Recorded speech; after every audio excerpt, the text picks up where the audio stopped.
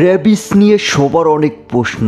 মূলত আক্রান্তকারীর লালা মিশ্রিত রস বা স্নায়ুতে এই ভাইরাস অবস্থান নেয়। পরবর্তীতে যে কোনোভাবে ভাইরাস সুস্থ মানুষের দেহে প্রবেশ করলে ভাইরাসটি সংক্রমণ স্থানের প্রবেশ করে এবং প্রতিদিন 12 থেকে 24 মিলিমিটার করে ব্রেন এবং স্পাইনাল কার্ডের দিকে আগাতে থাকে। রেবিস ভাইরাস একবার ব্রেন টিস্যুতে প্রবেশ করলে মৃত্যু নির্ধারিত।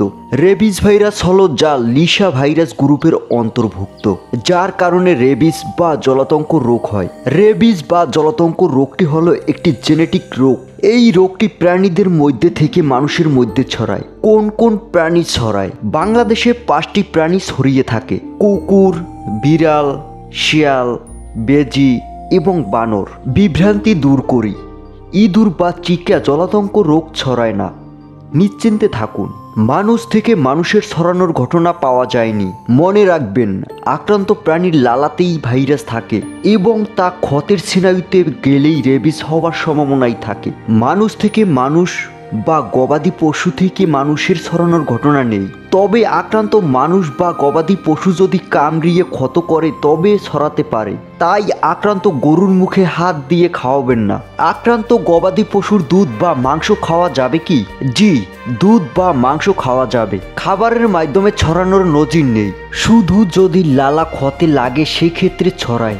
আর ভাইরাস 60 ডিগ্রি সেলসিয়াসের উপরে তাপে মারা যায়। দুধ যদি ফুটিয়ে নেন আর মাংস রান্না করেন, এমনিতেই কোনো ভাইরাস জীবিত থাকবে না। তবে সতর্কতার জন্য তবু পরিহার করাই ভালো। তবে থিওরিটিক্যালি দুধের মাধ্যমে জলাতঙ্ক ছড়ানো সম্ভব, কিন্তু এর নজির নেই।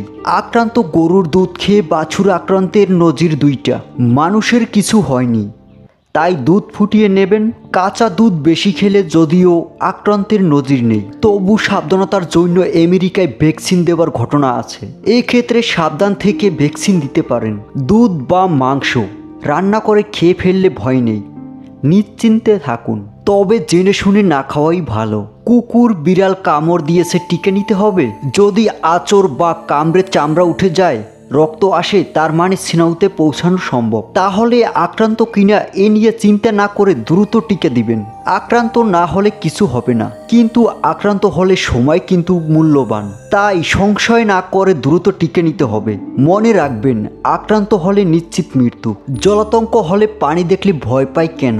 রেবিস ভাইরাস স্নায়ুতন্ত্রকে আক্রান্ত করে। পানি বা তরল খাবারের জন্য যে পেশিগুলো সাহায্য করে সেগুলো স্নায়ুতে আক্রান্ত হবার জন্য খুবই যন্ত্রণাদায়কভাবে সংকুচিত হয়।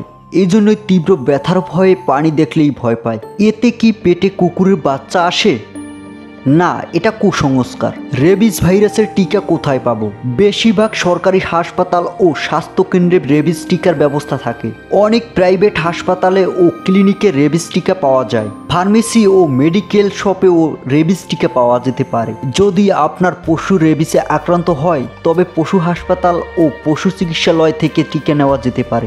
সতর্কতা: যেসব পশু কামড়ালে জলাতঙ্ক হয়, আপনার যদি পেশাগত কারণে বা অন্য কারণে যেসব পশুর সংস্পর্শে যেতে হয় তাহলে আগে থেকেই ভ্যাকসিন নিয়ে রাখা ভালো।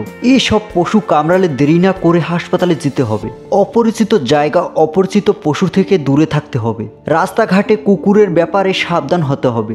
আপনার পালিত কুকুর, বিড়াল ইত্যাদি প্রাণীকে নিয়মিত টিকা দিতে হবে। এই ছিল ভিডিও।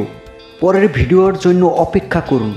ভিডিওটি যদি ভালো লাগে আপনার কাছে তাহলে কমেন্ট করে জানিয়ে দিন। ধন্যবাদ।